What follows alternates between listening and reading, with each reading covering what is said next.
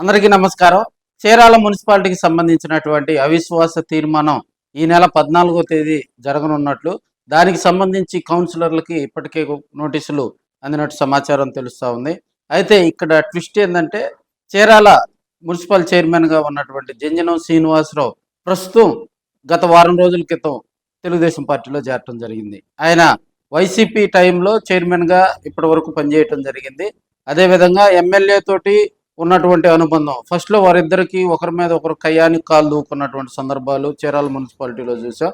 అయితే అనూహ్యంగా Chirala municipal chairman మీద తెలుగుదేశం పార్టీ ఎప్పుడైతే అవిశ్వాస తీర్మానానికి తెరలేపిందో వెనువెంటనే రూట్ మార్చినటువంటి జంజనం శ్రీనివాసరావు టీడీపీలోకి చేరటం జరిగింది.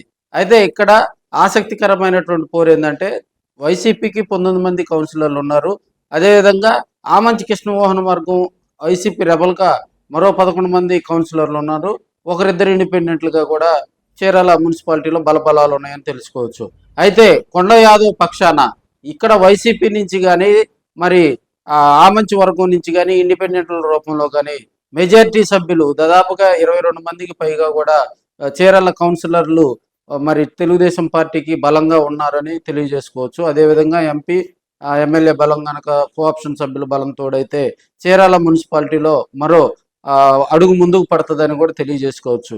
ఇది తెలుగుదేశం పార్టీ వ్యూహాత్మకంగా లాస్ట్ మినిట్ వరకు కూడా వీరందరినీ తీసుకెళ్లి మనకు విహారయాత్రలకు, తెలుగుదేశం పార్టీకి ఎవరైతే కౌన్సిలర్లు టచ్లో ఉన్నారో వారందరినీ విహారయాత్రలకు పంపించి అవిశ్వాస తీర్మానం రోజు వారిని చీరాల్లో వచ్చేటట్టుగా కొండ యాదవ్ వ్యూహాలు రచిస్తున్నట్టుగా కూడా సమాచారం తెలుస్తూ ఉంది.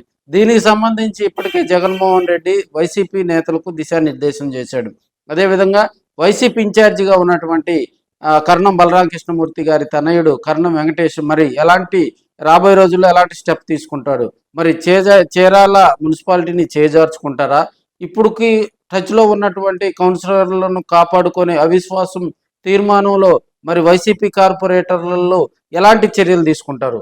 అదేవిధంగా మరో ఆప్షన్ ఏంటంటే ఆమంచి వర్గంగా చెప్పుకునేటువంటి 11 మంది కౌన్సిలర్లు కూడా కొంతమంది మెజార్టీ సభ్యులు కొండ యాదవ్ పక్షాన చేరారనే సమాచారం వినిపిస్తున్నా కూడా లాస్ట్ మినిట్లో ఆమంచి కృష్ణమోహన్ మరి చీరాల మున్సిపాలిటీ చేజారుతుంటే చూస్తూ ఊరుకుంటాడా, మరి తెర వెనక ఏదన్నా రాజకీయాలు చేస్తాడా అనేది కూడా సందిగ్ధ వాతావరణం నెలకొంది.